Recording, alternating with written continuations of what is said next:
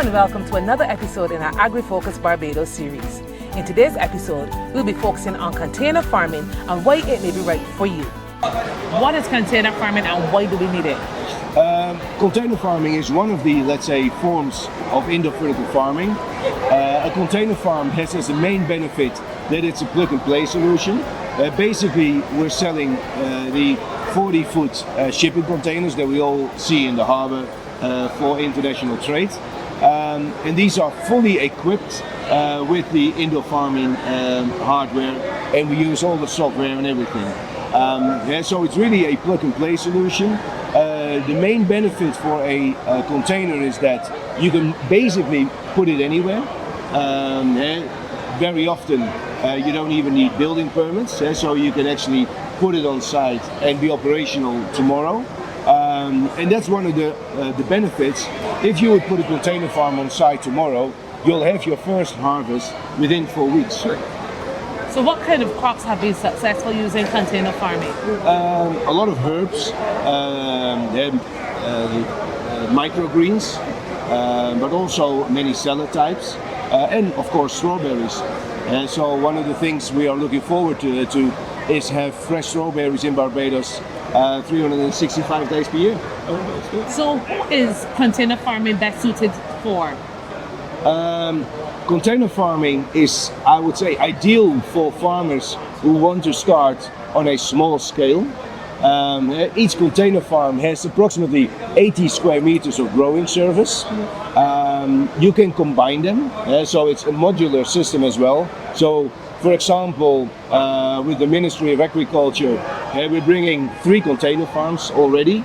They should be here around May.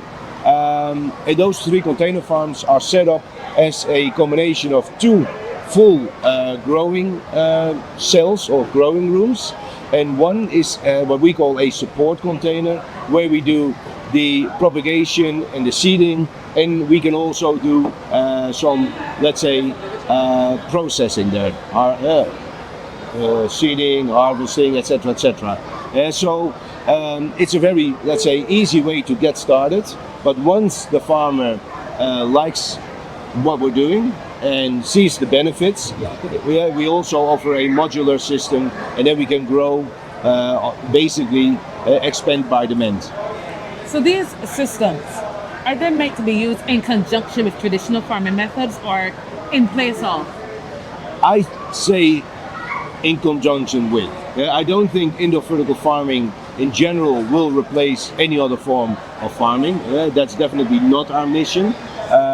Also, as in the vertical farm, we look at, for example, hybrid solutions, where we also look at greenhouse facilities. So then we would, for example, use the indoor farming facility for the initial stage. So the propagation when the plants are still young, so that once you, for example, bring them out or into a greenhouse, you already have a stronger young plant. This year, we've been having a lot of rain in Barbados.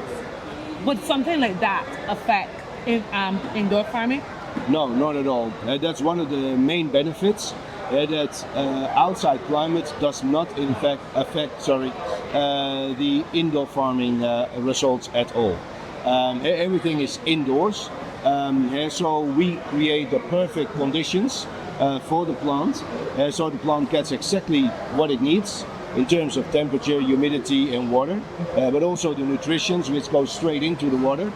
So rains or even droughts, none of that affects the indoor farming results. And also, especially in a place like Barbados, where you do have a lot of sun as well, we definitely are also working on the plans to make these farms connected to renewable energy. For example, solar is ideal, and that means that the farms can run completely independent from the grid. And that will definitely impact also the economics of indoor farming a lot. So we are very, very excited for this opportunity to showcase this here in Barbados. Thank you so much, Bernard, and I want to thank you as well for tuning in. Remember, indoor vertical farming is great for agriculture and it's also great for the environment. So thank you for listening. Until next time, this has been Agri-Focus Barbados.